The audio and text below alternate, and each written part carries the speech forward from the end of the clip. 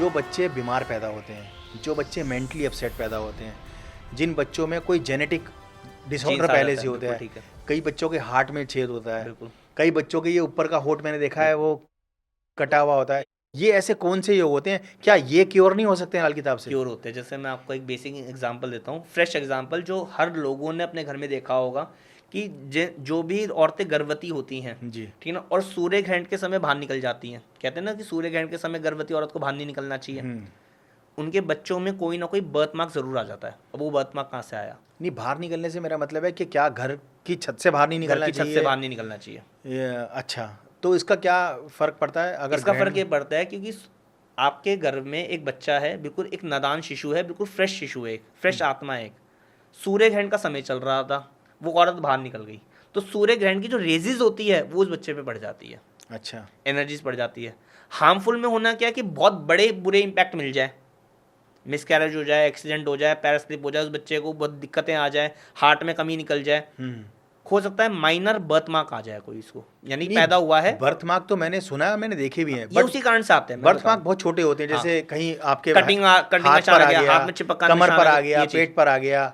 दूसरा मैं आपको जो आप कह रहे हो कि बीमार बच्चे पैदा होते हैं, ये माता पिता की कुंडली के कारण और बच्चे की खुद की कुंडली के कारण, ये दोनों जब कुंडली दोनों खराब हो जाती है ना, तब ये ऐसे फल देखने को मिलते हैं। वो कैसे?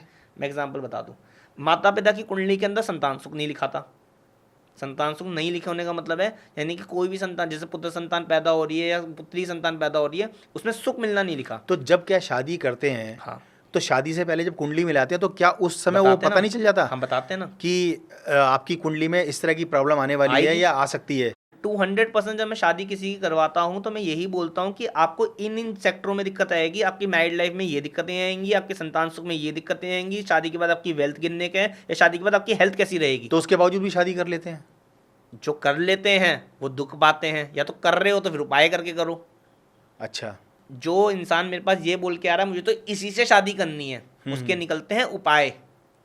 जो लोग कहते हैं कि जी हमें आप गाइड कर दीजिए कि हमें इससे शादी करनी चाहिए नहीं करनी चाहिए, उसके लिए निकलती है सावधानियां, और उपाय से पहले क्या आती है? सावधानियां। सही बात है, सावधानी।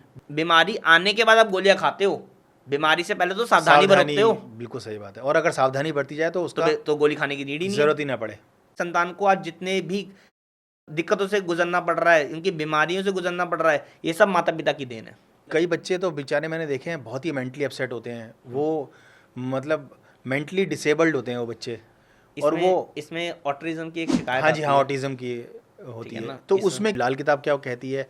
ऐसी प्लानिटरी पोजीशन जैसे ऐसे बच्चे, इसका इलाज पूरा 100% क्योरेबल है, लेकिन समय लगेगा। आप कह लो कि किसी बच्चे को ऑटिज्म होने वाला है, कुंडली में योग थे कि इस बच्चे को ऑटिज्म हो सकता है, उसका उपाय पहले कर दिया है, बिल्कुल नीट एंड क्लीन हो जाएगा बच्चा, कोई दिक्कत नहीं आएगी। ऑटिज्म हो चुका है, इसके सबसे बड़े साइड इफेक्ट्स प्रैक्टिकल जीवन में बताता हूँ और एस्ट्रोलॉजिकल भी बताता हूँ। जी जी बताइए। एस्ट्रोलॉजिकल में चंद्रमा, बुध और राहु जब ये खराब हो जाते हैं तो ऐसे में बच्चे को ऑटिज्म की शिकायत हो जाती है।